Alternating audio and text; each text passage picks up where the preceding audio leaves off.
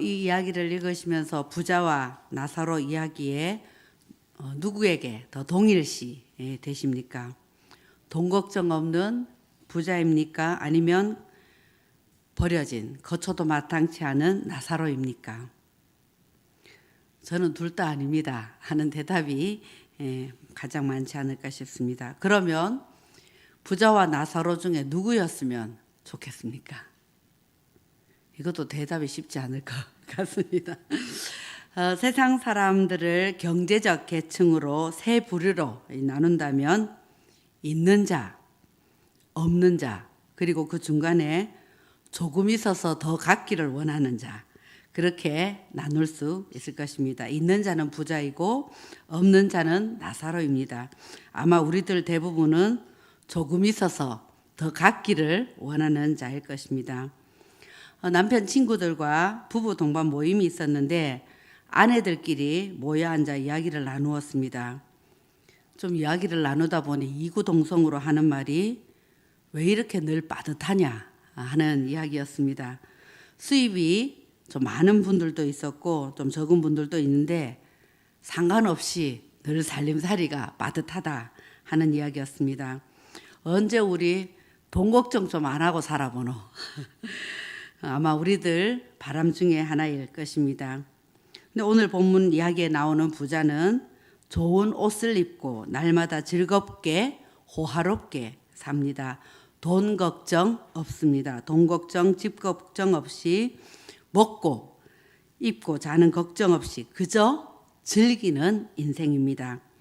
최신 유행하는 값비싼 옷을 사입고 비싼 맛집을 투어하며 요트 위에서 파티를 열며 인스타그램에 페북에 사진 찍어 올리며 과시합니다.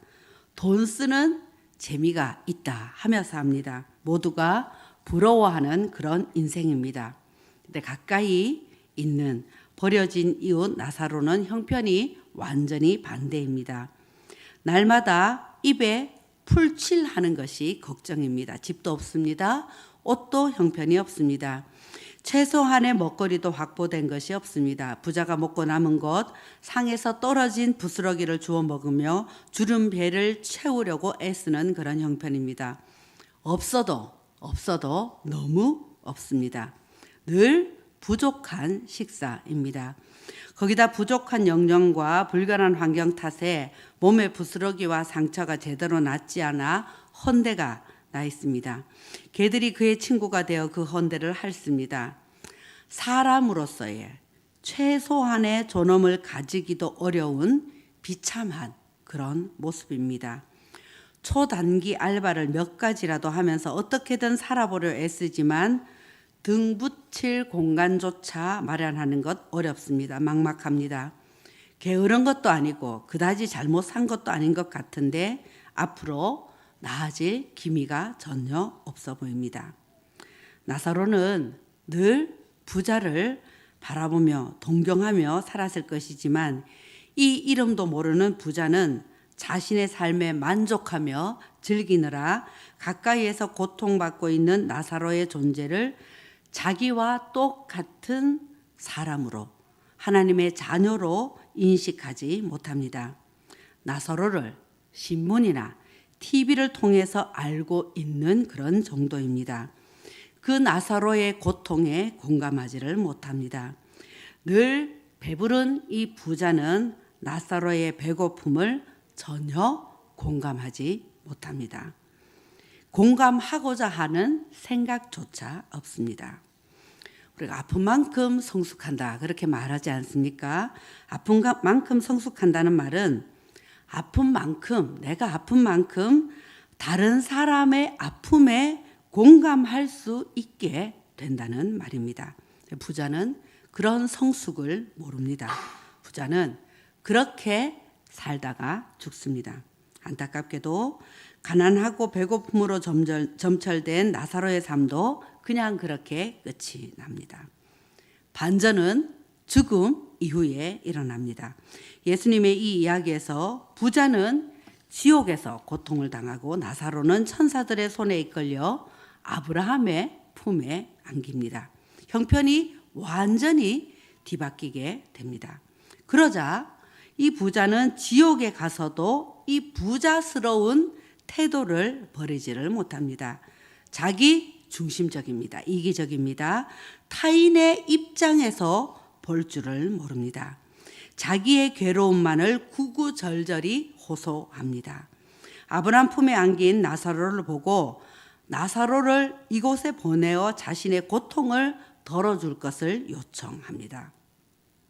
지옥에서도 자신이 여태껏 살아왔던 그 자신의 삶, 이전에 그 자신의 삶을 돌아볼 줄을 모릅니다. 자기를 성찰하지 않습니다. 그저 나사로를 부려먹을 심산뿐입니다. 나사로가 자신을 위해 존재한다는 듯한 태도입니다. 제가 이전에 참 잘못 살았습니다. 제가 잘못했습니다. 하는 태도가 전혀 없습니다. 이 부자의 요청에 아브라함은 가운데 큰 구렁텅이가 놓여 있어서 서로 오갈 수 없다 하며 딱 거절을 합니다. 그래도 부자는 여전히 또 자기 중심으로 요청합니다. 자신의 5 형제를 구원하기 위해 나사로를 자기 집에 보내달라 하는 것입니다. 나사로를 보내어 자기 형제들이 이런 진실을 죽고 나서 이런 것이 있다는 진실을 알게 해달라는 것이죠. 그러나 끝내 이 이야기에서 부자는 자신이 정말 직면해야 할 그 진실을 보지 못합니다.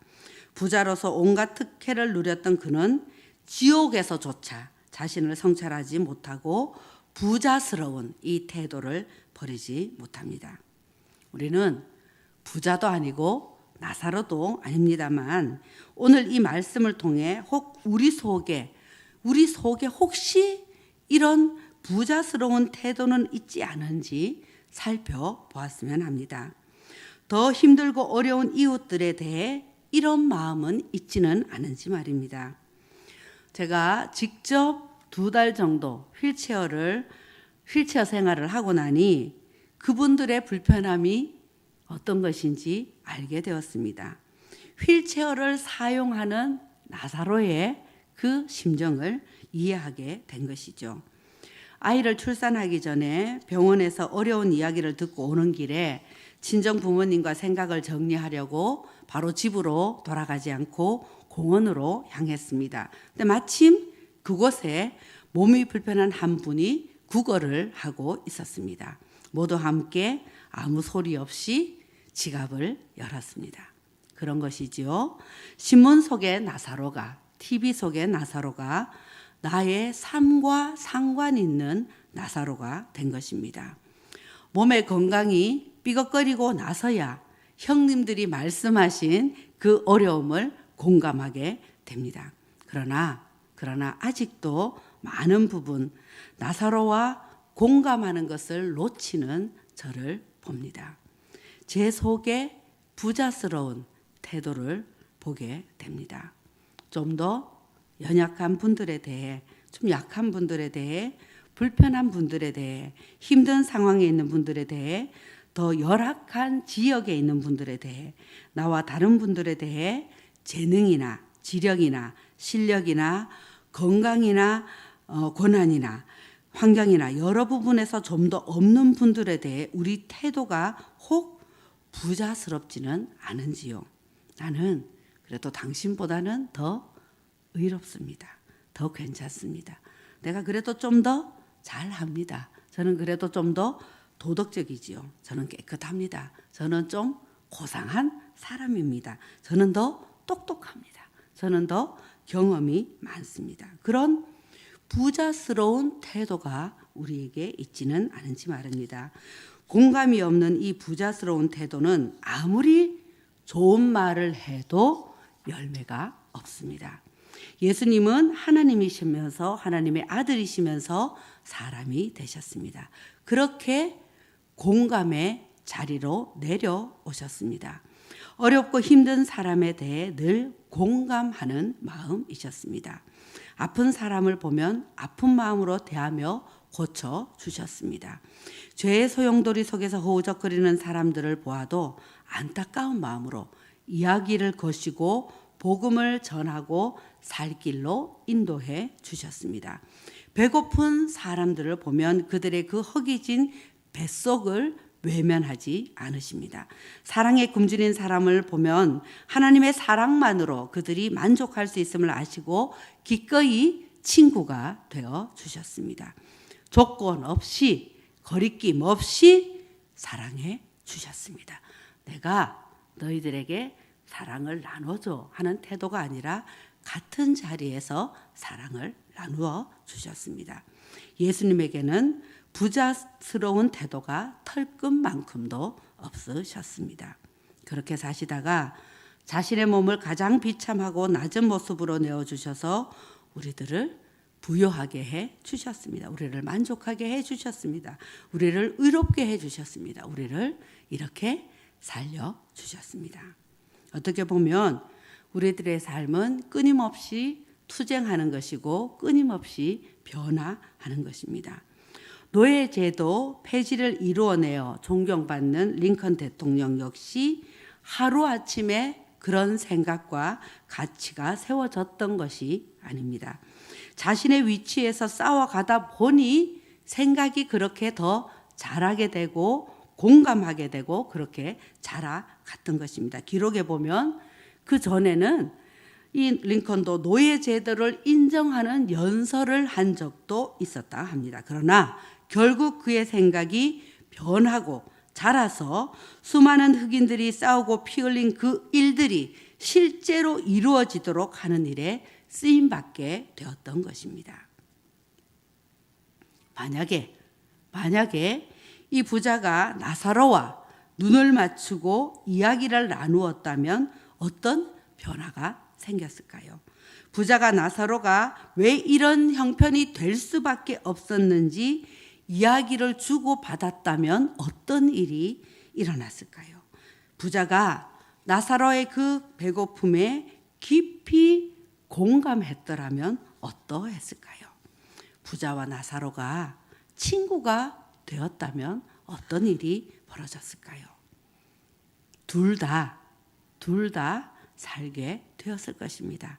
이 땅에서 부자뿐 아니라 나사로도 행복했을 것이고 나사로만 아브라함의 품에 안긴 것이 아니라 부자도 아브라함의 품에 안겼을 것입니다.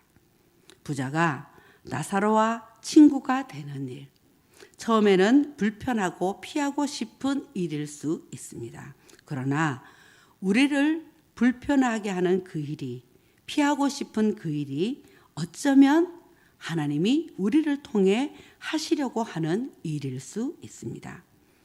우리는 조금 가지고 있어서 더 가지기를 원하는 자들이 아닙니다. 우리는 이미 하늘나라 부자들입니다. 하늘나라 부자들의 특징은 부자스러운 교만한 태도가 아닙니다. 바리새인 같은 선민의식을 가지는 것이 아닙니다.